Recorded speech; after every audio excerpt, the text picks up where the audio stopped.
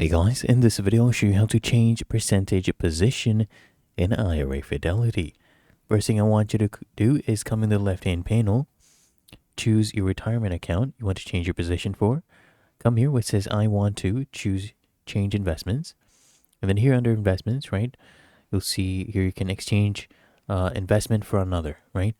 So you come here, you start your rebalance, and here is the source selection.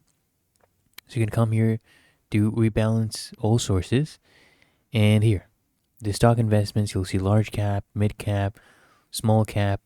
You choose your percentages. So these are the current ones.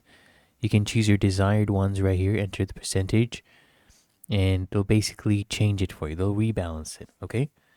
Really that easy, and that is how to change percentage position in IRA Fidelity. Make sure you save your changes. If you found this helpful, make sure you smash that like button, subscribe to App Mentor.